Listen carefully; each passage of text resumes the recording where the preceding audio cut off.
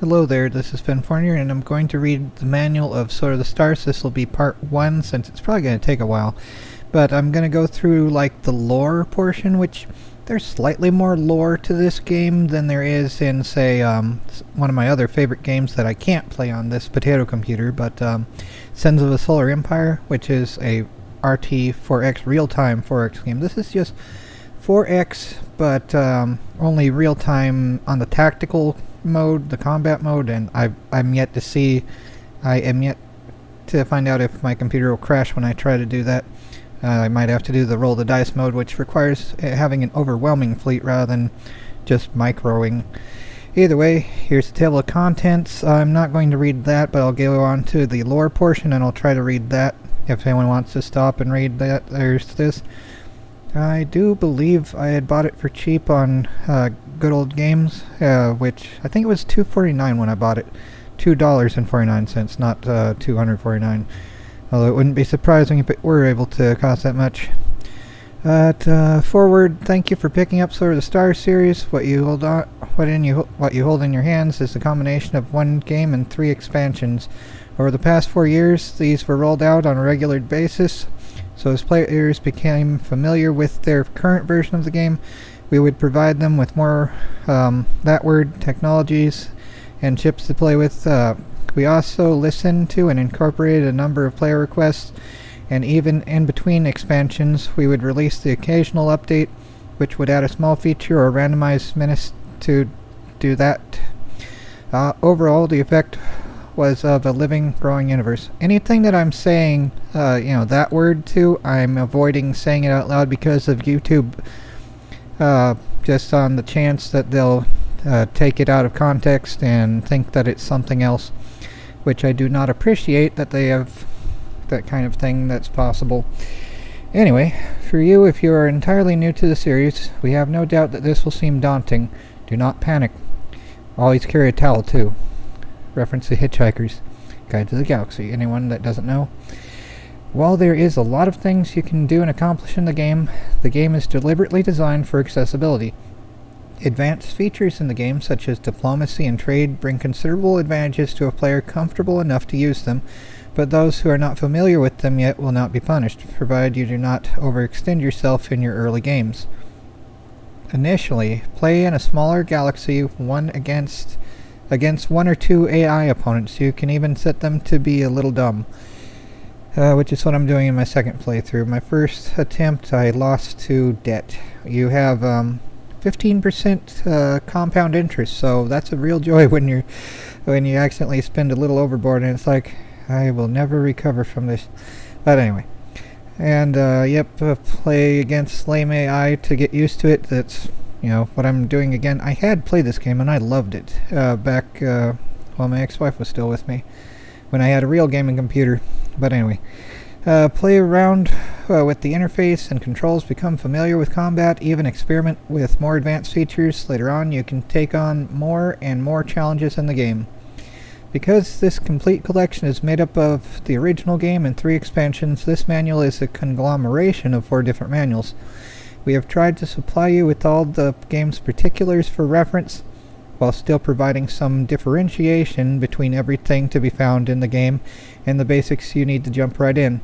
To that end, the first 30 pages focus on the core controls and user interface. Beyond that, we get into every nut and bolt in the game, and even then, there is still more in the game left for you to discover, such as ship sections unlocked by certain technologies, many of which you will not find your first game through, because the tech tree randomizes, which does add to the replayability of it. You never know what you're gonna get. Life was like a box of chocolates, now it's like a box of poop. Oh crap. Mandela effect. It used to be life is like a box of chocolates, but now the guy says was, and it's like, what is it now? Anyway, whatever. At any time you find you have questions that cannot be answered by this manual or through experimentation, we invite you to visit our message boards at Kerberos. There we go. If anyone wants to see if that still exists, there's that. Who knows if it does, though. I haven't checked, but they said multiplayer's offline on their little note thing. Like when you open the game, it says we're no longer doing multiplayer. So hopefully at some point I mean, you can make a LAN party type thing if you have a bunch of computers together at once, but there's like CNCnet for Command and Conquer games, so maybe someone could do that sometime. Not me, I can't afford a server, and I wouldn't want to use my own computer as one either, because it's like, hello hackers, thank you for destroying everything I've done. That's really appreciated. Not. Anyway, besides an active and helpful community of players, okay, I do not trust that word. In any situation where there's humans combining together, there's always ones that are less than helpful. But some try to be helpful. It's just, there's always bullies everywhere. We here at Kerberos try and make ourselves available as much as possible. That's cool for whenever that was true. As well, that same community of players have created and maintained the infinitely useful Sword of the Stars wiki at Rorschach? Something like the psychology inkblot thing? Interesting. Anyway, with so much to discover in the game and 6 different races for you, there's another thing that I'm gonna not be able to say. Thank you, YouTube. We hope you enjoy factions. Factions for you to learn how to work with well. There we go. Wrong think words. They're not double plus good. They're double unplus good. Dun dun dun. 2 + 2 = whatever the glorious state says. Dun dun dun dun. Anyway, multiplayer games. Oh well, that would be sad now because that's not true. There's a license agreement, yada yada. And minimum system requirements, which so far for the strategic map, my computer seems to be working. But I'll find out sooner than later. Okay, here's the lore portion finally. Sword of the Stars. Early in the 22nd century, humanity escaped from Einstein's cage. The giant ring-shaped engines of the node drive gave us the power to leap to the nearest star at many times the speed of light. After centuries of dreaming, we are finally free to leave the cradle of our homeworld. It took us years to build Earth's first colony ship. The Nova Maria was a symbol for all mankind. Soon it was loaded with humanity's best and brightest. They prepared to depart, ready to inherit a galaxy which we had long ago decided was devoid of intelligent life. The universe was all out there for our taking. Someone should have told that to the Hivers. They came in silence. No statement of intention, no declaration of war, without even a demand for our surrender. They hit us without warning. Within seconds, our dreams of peaceful expansion were so many burning meteors falling to Earth. We barely survived the first Hiver incursion. Years later, we would find that we had faced only a small nesting fleet. We had yet to see the full power of the swarm. But the Hive was not the only threat. When we ventured forth, we soon encountered the ruthless legions of the Tarka, which look like Drax. And eventually, the phantom fleets of the enigmatic Lear. So long, and thanks for all the fish. And so we learned how to build bigger, stronger ships of doom, more powerful weapons. Humanity had to explore, expand, and even conquer, just to hold our own in a universe where weakness was extinction. In order to survive, we learned to wield the Sword of the Stars. And okay, here's, well, this sounds kind of cultish, but it's what it is. The game's lore for one of these factions here, the Zul, is it? Something like that. So this is the Born of Blood expansions things for, I think it's the Zul. Not Dana, but Zul. We're the chosen ones, born of the divine. We are shaped in the image of the great masters, born to serve them in the infinite depths. We are warriors, wise men, fathers, and masters. And this is the time of our ordeal, the great silence, when we will prove ourselves worthy to join the immortal gods and hear their voices once again. Yeah, that doesn't sound messed up. Time to nuke some things from orbit. Okay, it took years to rise from the world of our spawning. It took decades to reap the wisdom of our first quarry. But our wiles are unlimited and our thirst for knowledge strong. We have lain quietly in the shadows for a century or more. Are you sure about that? Do you have like any precise date, like when you started lurking? Anyway, skulking among the darkened hulls of dead ships, raiding the periphery, for, oh great, another word I probably can't say. For that word and secrets. We tear apart flesh and steel, mind and memory chip, seeking the spark of truth, seeking the gods of our birth. And always we hunger for more.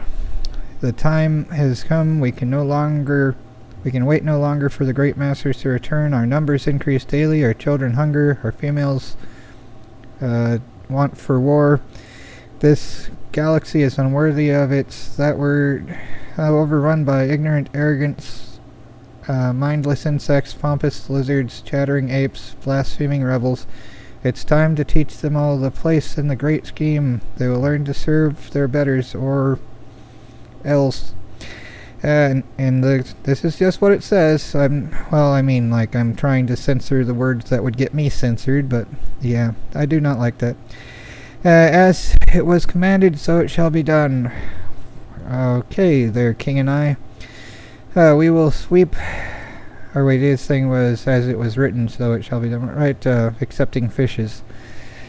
We will sweep all enemies from our path. In the darkness of this galaxy, we will forge an empire of light. Are you sure about that? We will be worthy. We will find their gods, wherever they are hiding. We will end their silence and become their claws once again. Born of fire, born of steel, born of science. Science! Born of blood. Blood! Vampire rats. Whoa. Okay, so are the stars a murder of crows? I do like the Murgi faction. Space birds are always kind of a cool thing, although they haven't really been done well in fiction. I wish there were like a space parrot faction where they're just herbivorous, and like one of my stories has space parrots, but it's also kind of crap. But anyway, yeah, these look more like Chinese dragons than birds in my opinion, but I like the idea of like space crows. Anyhow, this sounds weird as well though. Look to the skies, children of the dust, and heed my words. I am the first among travelers, lord of the night sky, and leader of the clans. I am the... Oh, here's another word I hate. Well, I mean, I'd hate it if I'm going to be silenced for using that word. I mean... I am the voice of the starborn. Whoa, that doesn't sound dumb. While you crawled, we flew. While you dreamed of wings, we knew the stars. We came down to share with your ancestors, but we returned to find doom. Our females slaughtered, our words picked over like carrion. You have laid us a banquet of sorrow. You have risen from your dark depths, your twisting tunnels, your dung-reeking cities, your pitiful nests of stone, and your fields of blood, to lay claim to the very stars. Blindly you wander, violating the tombs of my fathers and turning loose your pestilence upon my wives and daughters. And I say enough. Real war is coming. The travelers will yield no longer to any who crawl in land or sea. Find some other place to build your foul nests and fight your petty battles. These stars are sacred, and they are mine. Mine! Mine! Say the seagulls. Anyway. So look to the skies, children of the dust, and see my coming. I am the dragon with 1,000 wings. My people are no longer in hiding, and now we will darken your skies like a murder of crows. Caw, caw. Anyway, and Argos Naval Yard. Yay, a human faction thing that hopefully won't sound weird. When the call to arms goes out to humanity, it is Argos Naval Shipyard that answers. War still rages across the Sword of the Stars universe, and new ships, new technologies, and new weapon systems are needed if mankind is to survive the rising threats in the galaxy. But the Lear, Hyver, Morigi, Tarka, and Zool, not Dana, but Zool, are Ghostbusters reference to anyone who hasn't seen Ghostbusters. What are you doing? Anyway, are not resting either, and they too work to have more in their arsenals than ever before. From heavy drones to slicing plasma weapons to the dreaded long-range rail cannons, armories are bursting at their seams. Shipyards are working non-stop to provide the newest in strafing, pursuit, and blazer sections, and scientists from a dozen disciplines create propaganda ships to bring worlds down without a shot. While for some factions, the secrets of a distant past are revealed and put to work for their modern leaders. Even the mighty asteroid monitors have become another station to be built to defend your worlds. The wars continue, but the Argos Naval Yard will ensure your fleets have more power and more options than ever. I have never known the difference, because I think the first time I played this, I got like the complete collection on disc from like what was it? It was like $10. I think it was $10 at half price. So I got the same thing for $2.49. I think it was on GOG, good old games. And in this day's money, which would probably be close to like 50 cents in when I bought it back in 2010 or so, something around that. Anyway. Alright, the 6 factions. Okay. Sword of the Stars allows players to control one of the 6 highly distinct factions. Each has advantages and disadvantages in their research of technology, colonization of planets, and most importantly, the method by which they travel between the stars. And that is kind of cool. Like in a ton of games, it's always around about the same kind. These have different methods of travel and allow for different kinds of strategies for dealing with them. Like node drives are similar to like the phase lanes, the Sword of the Stars. Although I think it was only the Visari that had the option to create a phase lane out of nothing, although it might have required a gate to be existent at one place already. I don't remember well enough to be sure. But anyway, all aspects of, method by which they travel between the stars. All aspects of the various species are detailed within, but here is a basic introduction to each race. If you have not played Sword of the Stars before, please take note of the player challenge for each because of their different species advantages, and particularly because of their unique interstellar drives. Some factions are less accessible to a beginner player. Learning the basics of the game while playing with the more direct drive system, such as the Tarkin Work Drive, is recommended. You can experiment with the more advanced drives and their advantages later. Human. Player challenge advanced. I always like playing as human though, and especially it's like whenever you win a battle, it's like the enemy has been defeated, which I mean, so far as church songs go, the one that has that lyric is actually fairly cool. There are some that just repeat indefinitely that are like, we're singing songs about singing, and it's like, is this supposed to be a praise song, or is it just about singing itself? I mean, what is this about? Anyway, whatever though. But yeah, the enemy has been defeated. I like that quote. Anyway, humans are an air-breathing, land-based species of sentient mammals, and yeah, which can be They are highly adaptable and thrive in a wide variety of environments, but seem most comfortable with the limited range of temperature, gravity, and atmospheric density, which mimic the conditions on their homeworld. Drive technology, node drive. The node drive allows human ships to jump along certain unchanging node lines between planets. Not every planet has a node line to every other planet, however, so humans view their movement through the galaxy much like travel along the rail lines of old Earth. While these lines do create limitations in human movement, traveling the node lines is very fast, and in an emergency humans can undertake slower than light jumps between systems that don't have node line connections. Notes the human faction has only just taken to the stars, and with their talent for broad innovation across all technologies, went with them. While they have no strong advantages in their ship designs or technologies, they also have not strong disadvantages either. Hiver, player challenge expert. Human spacers call this species hivers, or even more informally, bugs, because of their resemblance to the countless insect species found on Earth. Size notwithstanding, hivers do have many features in common with the terrestrial insects, especially when it comes to social organization and physical appearance. Nonetheless, they are a fully sentient spacefaring faction. Drive technology. Teleport gates. They've set up stargates. Subliminal, then stargate. Plop, and then the swarm. Teleport gates. By their nature, hivers are deliberate and methodical in their approach to most everything, but quick to react to threats. It's not surprising that they never developed an FTL drive technology. Preferring to move slowly between star systems, but once they arrive, they use the gate ships to deploy powerful teleport gates, which allow them to instantly move ships from gate to gate. As their web of gates increases in size, so increases the number of ships they can move in a single turn.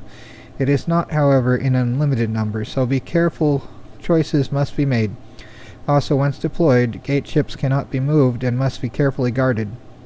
Notes: besides their powerful ability to instantly reinforce any gate ship location, hivers also have a very fast population growth speed, which means more planetary output faster, as well their ships, although slower than others, are designed to take the most damage. Tarkus, player challenge beginner. They're like the Drax. They look like the Drax in Enemy Mine, one of my favorite movies from my birth year. Although the Tarkus, that's sort of a reference to Edgar Rice Burroughs' Princess of Mars series. Anyway, here we go.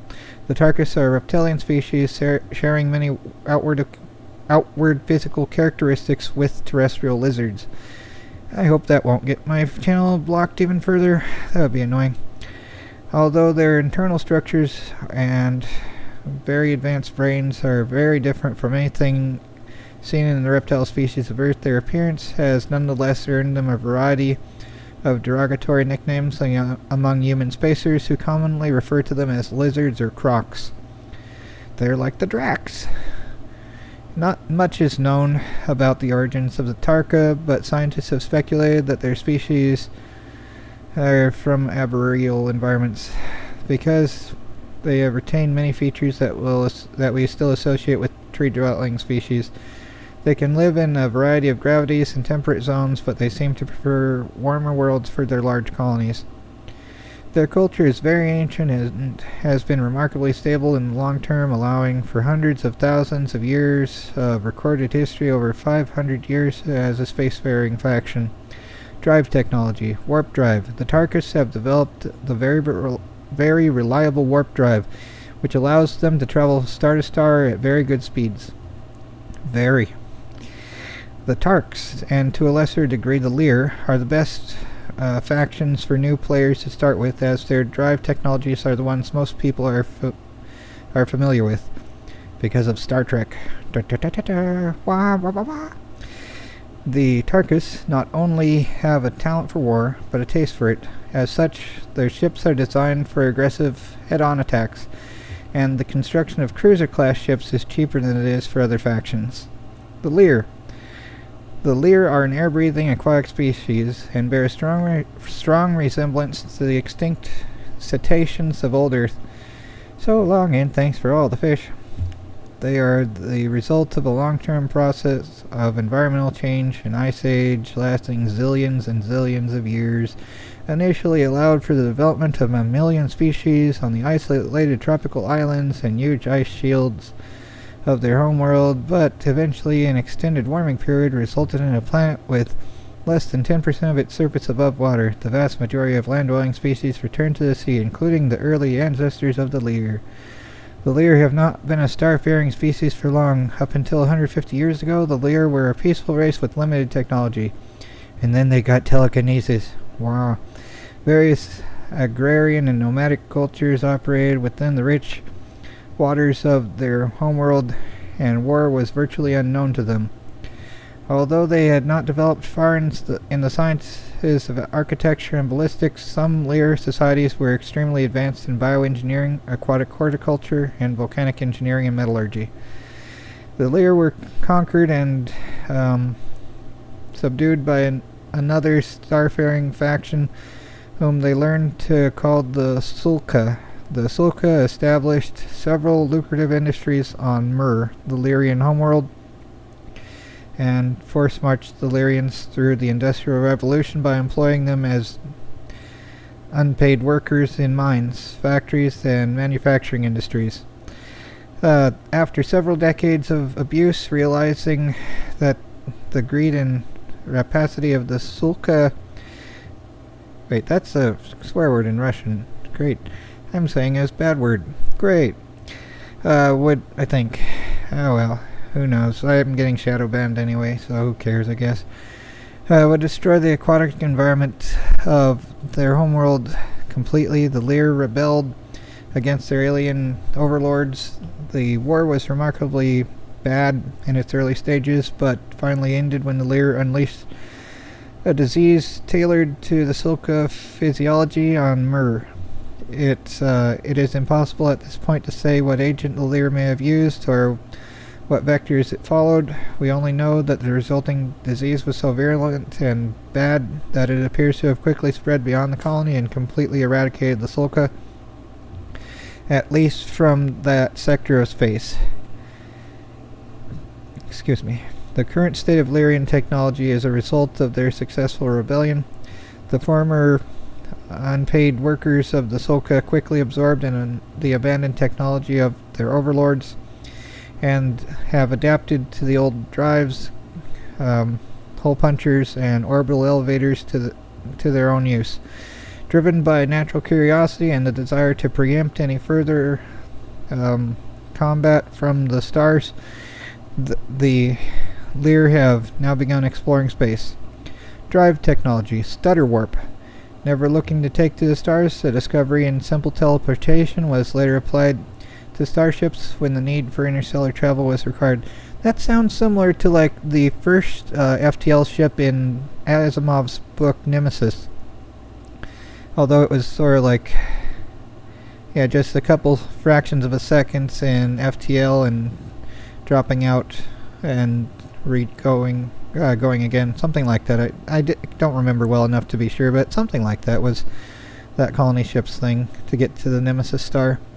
Anyway, unlike the Hivers, who developed a means of teleporting ships over vast distances, the Lear learned to teleport mass very short, almost imperceptible distances incredibly fast. The result is movement without the limitations of inertia. Practically, Lear transit is similar to Tark transit in that both are good average speeds with full freedom of destination, but unlike the Tarks, once in combat, the Lear continue to use their drives in-system. I didn't notice that. Anyway, their proximity to a gravity well does limit their speed a great deal, but their movement is still very fast and fluid compared to other factions. Note, originally a peaceful faction, the Lear focused on sciences that would improve their world. Once they were circumstantially required to take up arms and go into space, their inexperience showed in their weaker ship designs. However, they also brought with them their impressive ability to research technologies, particularly the biotechnologies of Durham. The Zul. Not Dana, only Zul. The Zul are a faction of spacefaring marsupials. Human spacers have dubbed this species the Rippers for a number of reasons, not the least the savagery of their attacks on Sulforce colonies. Zul have been present in this region of space for a number of years and have been known to make guerrilla-like attacks on the colonies of all other sentient factions. Because those attacks seldom left any survivors to tell the tale, little was known about the raiders. Their physiology, technology, and motives remain a mystery for many years. Drive technology. Node tunneling. The only technology unique to the Zul is their FTL drive, which is based on an unknown branch of gravikinetic theory. The so-called RIP drive uses a focused energy event to create a miniature singularity, and then they go to an infernal place and bring back something that they shouldn't have. Oh well. Event Horizon. The last movie I watched was my dad before he passed away to lung cancer in 1999. But anyway, that's what it sounds like to me. Great place to be. Not really. Anyway, this artificial singularity creates a tiny tear in the fabric of space-time, penetrating to the subspace or node space layer. What begins as a small puncture immediately opens into a larger rip, a new gravimetric stress fracture which quickly forms a channel between the closest massive stellar body and that of a neighboring star system. Any given Ripper ship can detect and travel along these space-time tunnels once they are opened. The rip lanes eventually form a network not unlike the naturally occurring node lines followed by human vessels. Unlike node lines, however, a rip lane is not a stable connection through node space. These lanes have a tendency to collapse over time. Note The Zul's jury-rig designs often leave the resulting ships relatively vulnerable under attack, but they compensate with powerful maneuvering drives achieved because of their, as one scientist put it, reckless abandon and fanatical commitment of their lives to whatever goals they set. As well, the Zul favor heavier weapons and benefit from their pencil to more advanced tractor beam pens, physical grappling lines. I'm not sure what that's supposed to mean. Marigi, player challenged advance. Not really. They travel faster with more ships than a fleet, and that goes with the ships. I like ship swarms. So you build up a huge fleet, and it can zip across the entire map in an instant, and anything that, you have to have good command and control ships, of course, to have enough in tactical combat, but it's like, it's easy to make the enemy extra crispy when you have a good enough swarm. Anyway, of the sentient species still living in this sector of the galaxy, the Marigi are one of the most ancient and have the longest recorded history of interstellar travel. Initially known only by the unique configuration of their low orbital attack drones, the Marigi were named Crows by the first human spacers to encounter them. These crafts have an aerodynamic avian shape and swooping attack pattern, which brought to mind the predatory scavengers of old Earth. In recent years, more intensive investigation by Soulforce Intelligence has revealed that the nickname Crow is curiously apt in many respects. The Marigi have many traits in common with the legendary Raven or Crow of old Earth, and any study of their history and behavior inevitably recalls the panoply of Terran legends of the divine trickster bird. I have no idea. Which could easily assume a variety of different forms, lead its befuddled enemies into a fatal ambush, hoodwink and more powerful foes out of valuable treasure, and served inevitably as an avatar of that stuff. The word Marigi roughly translates as travelers, in the Proto-Creole known as the trade language. As at this juncture it is impossible to say how long the Marigi have been capable of traversing long interstellar distances, but biological and archaeological evidence unearthed on Zacharias or Calcona, Rira, and Mars suggests that the Marigi have been travelers for several millennia. Skeletal remains recovered on Rira have revealed that some members of the Marigi species have spent their entire developmental lives in space from late infancy to adulthood for at least 6,000 years. The artifacts recovered from the sites excavated on Zacharthus and Mars suggest that the Marigi were monitoring and visiting the homeworlds of the human and hyper factions for at least 4,000 years before either species went through an industrial revolution. The dramatic site unearthed on Calcona indicates that the Marigi may have attempted to establish residence on the Tarka homeworld for nesting purposes in the past.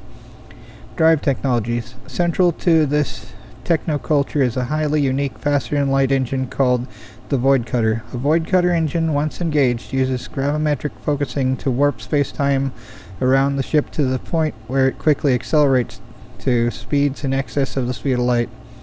In so doing, the engine appears to create a ripple of disturbance, a bow wave of space-time distortion, which flows around the body of the ship and trails behind it in a wake. This bow wave has several principles which Marigi shipwrights and pilots have learned to take advantage of over the centuries.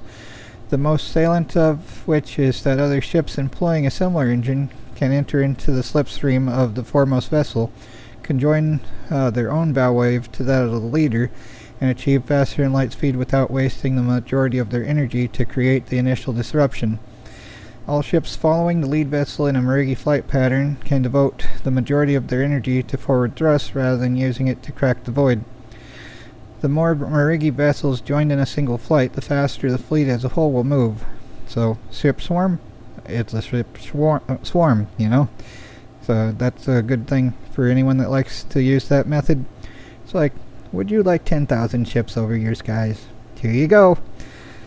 Faster than a pizza delivered. Anyway, the more Marigi vessels joined in a single fleet, the faster the fleet as a whole will move. As the engines as the engines of all engines but one will be applied to thrust, while only the lead ship, the Void Cutter, will be devoting the majority of its energy to disrupting the fabric of space-time. The Marigi travel is the slowest alone and fastest when in large numbers. Okay. So that was the first 14 pages minus the table of contents pretty much. This is the end of part 1 here, and this will be part 2 if I don't get downvoted away and all the rudeness that I often get. So otherwise, yeah, take care everyone and try not to go crazy.